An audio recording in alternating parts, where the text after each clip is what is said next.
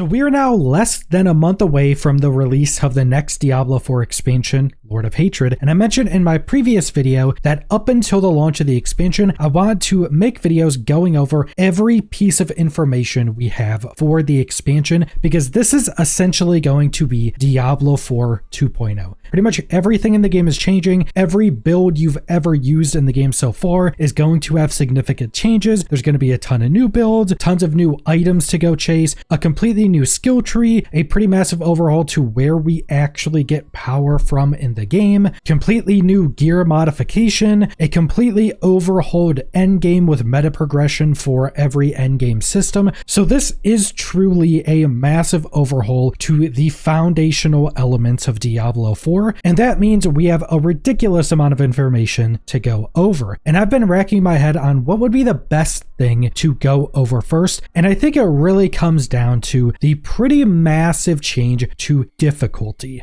And when I'm talking about difficulty, I'm more specifically talking about the endgame, because leveling up into the endgame, you can really play on whatever you want, and it's really not important there. But as we go into the expansion and get into the endgame, the difficulty options we'll have access to is going to completely change. And starting off, we have a massive change to Torment tiers. And I don't think a lot of people have heard about this, because I think the only place it's been confirmed yet is an interview Woody Joe did with one of the head developers of Diablo 4, where it was revealed that going into the expansion, we will have 12 Torment tiers. Now, I know some people just instantly groaned because they're thinking back to Diablo 3 that had way too many difficulties, where most of them were basically useless, and they were just kind of arbitrary difficulty increases. But in Diablo 4, this actually makes a lot more sense, especially when you compare to what we have right now. So right now in Diablo 4, we have 4 Torment tiers, and these Torment tiers are pegged to difficulty in the pit and also the tower, because they share the same difficulty scaling.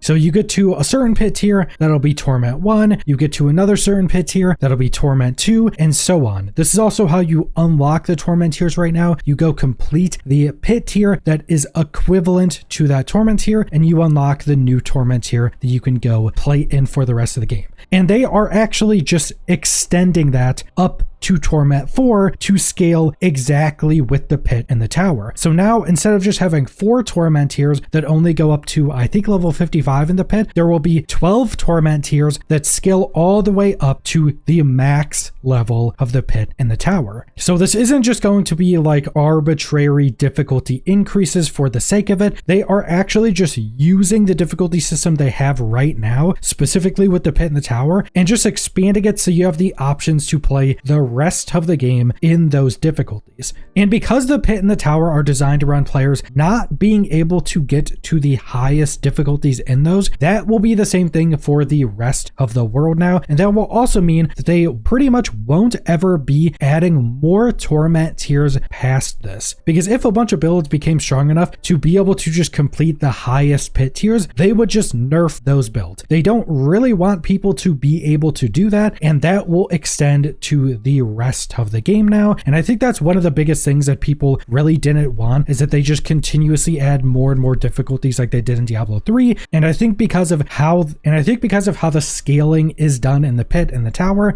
that won't ever be an issue in Diablo 4, because again, they never want people to do the highest tiers. So if anybody can do that, they'll just nerf things until you can't do it anymore. So that's the first really big change. Instead of the rest of the world being like it is right now, where pretty much the entirety of the game, once you get into Torment 4 and have a strong build, just becomes very easy. Then you go into the pit and you go to a high enough level and everything just like instantly kills you and you can't kill anything. Instead of that being such a massive difference, now you'll just be able to make the rest of the world of Diablo 4 and all of its content as difficult as you could possibly want. Because again, unless there's some bugged build, or if there's some build that's just way too strong and way stronger than it's meant to be, unless there's that, you won't won't be able to do the highest difficulties, but you will be able to do all content as difficult as you want, meaning you get more rewards, you get more experience, more gold for that much higher difficulty. So if you have the craziest endgame build and you want to go farm Hell Tides,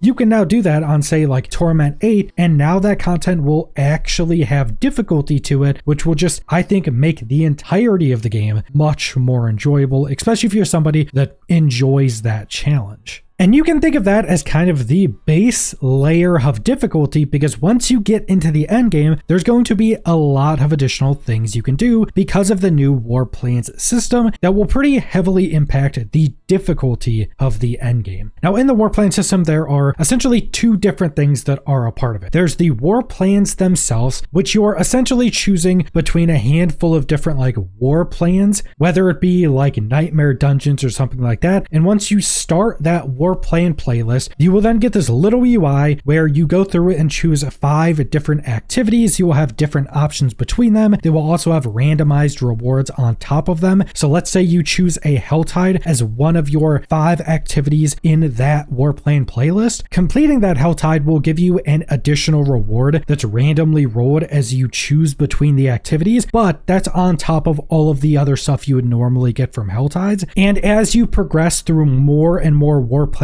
playlist, you will start to get more and more loot. I don't think they have said if this increases the overall difficulty of these. My presumption is that because we have Torment 12, it probably won't. So just as you play more and more through that specific war plane you're going through, you will just start to get more and more loot outside of the additional loot rewards you get for just completing the activities in your playlist. And the part of this system that ties into the other piece of War Plans, that anytime you complete one of these activities that's in your playlist, you will get activity experience for that endgame activity, because every single one of the endgame activities currently in the game is getting its own meta progression skill tree. So there will be 7 different skill trees. Anytime you take part in that content in the War Plan system and complete it, you will then get some activity experience, and then you can put in those skill points to pretty much completely change up what that activity actually offers. And they've given some examples, and some of these will heavily impact the actual difficulty of the thing you're partaking in, and not in its scaling, but in the actual stuff that's happening. Like for instance, if you go into the boss ladder skill tree, it seems that one side of the skill tree is just adding the possibility of layer bosses spawning in other content you're doing. So for instance, one of the points in the boss ladder skill tree allows the beasts in the ice to have a chance to spawn and help a nightmare dungeon boss you're fighting. So you're going through a nightmare dungeon and you're facing the boss. Now the beast in the ice can just spawn in, and if you defeat it, you will also have a chance, or you will also just get some of the loot that the beast in the ice would normally give you if you just went and fought it by itself. That will obviously make the boss of a nightmare dungeon significantly more difficult with the option to do that. There's also more things like this, so it seems that you will also be able to just stack up different effects like this. Like one of them was also, I think, just going through nightmare dungeons, the beast that Astroth rides just has a chance to spawn in and you can defeat it, which can give you some additional loot that Astroth drops. We also know in certain content there's even going to be bigger changes. For instance, in Helltides, we know that you can change the blood seekers into butchers. As you're building up your threat meter and then that empties out and the blood seeker spawns at the end, instead that could spawn 2 butchers that chase you around, which would probably be much more difficult than getting that blood seeker. It would obviously give you a lot more loot as well, so you're essentially increasing the difficulty of this one portion to give you more loot. There's also a really big one, which is in Helltides, you now drop all cinders when you die, but you gain a lot more cinders while in the Helltide. This would be a massive difficulty increase, especially when you consider that you could go up to Torment 12 now. So right now in Torment 4, if you have a strong build, you're probably not going to die in Helltide. But imagine going in Torment 8 and going into this Helltide, and anytime you die, you lose any cinder, but you're gaining a lot more cinders. So you have to be really on point to be going through this Helltide farming a ton of cinders and not